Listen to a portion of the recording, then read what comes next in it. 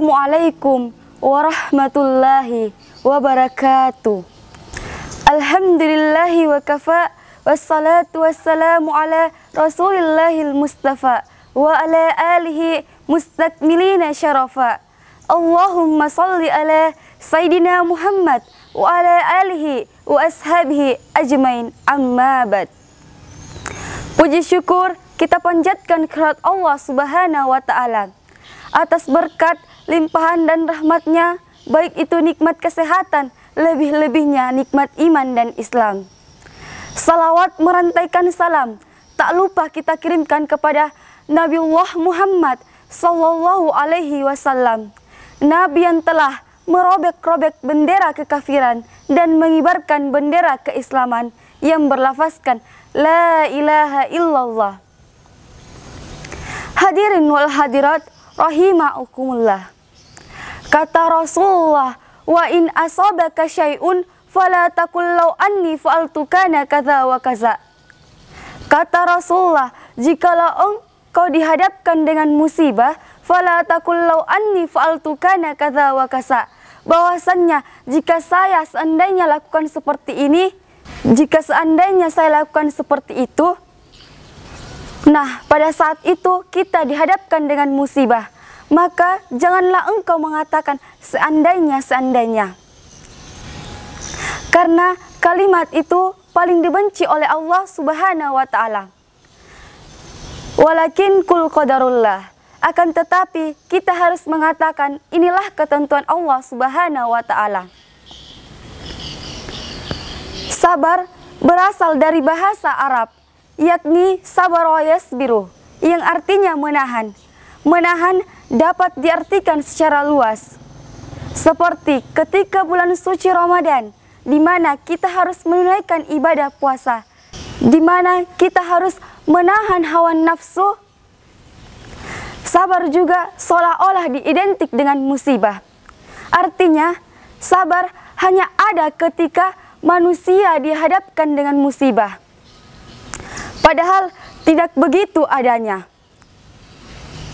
Karena sesungguhnya sabar itu jauh lebih berat ketika dia dihadapkan dengan kondisi yang normal dan bahagia. Memang berat. Seseorang yang hidup miskin harus bersabar dengan kondisi yang dialaminya. Dan tetap ingat dan berterima kasih dengan rahmatnya.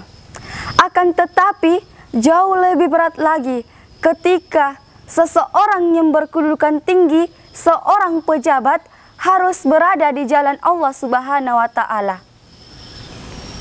Sedangkan di sekelilingnya bergelimang harta dan kekuasaan yang tidak putus-putusnya mengajak kepada kebejatan dan kesesatan. Akan tetapi sabar itu memang pahit di awalnya, namun manis di akhirnya. Allah Subhanahu wa ta'ala memerintahkan kita untuk selalu bersabar dengan kondisi yang kita senangi maupun kondisi yang kita tidak senangi. Begitu mulianya sifat sabar, sehingga Allah Subhanahu wa ta'ala menghimbau kepada orang-orang yang beriman agar menjadikan sabar sebagai pegangan, sebagai penolong, sebagaimana yang diturunkan dalam Quran surah Al-Baqarah ayat 153. A'udzu billahi minasyaitonir rajim. Bismillahirrahmanirrahim. Ya ayyuhalladzina amanu ista'inu bis-sabri was-shalah. Innallaha ma'as sabirin. Hai orang-orang yang beriman, jadikanlah sabar dan salat sebagai penolongmu. Sesungguhnya Allah Subhanahu wa ta'ala bersama orang-orang yang sabar. Dari ayat di atas, Allah Subhanahu wa ta'ala memerintahkan bagi orang-orang yang beriman untuk meminta pertolongan dengan sabar dan salat. Baik untuk meminta pertolongan untuk meraih kebahagiaan di akhirat. Karena ketika seseorang dihadapkan dengan musibah atau cobaan, seorang mukmin harus bersabar dan memperbanyak salat. Sabar dan salat adalah solusi bagi orang-orang yang beriman.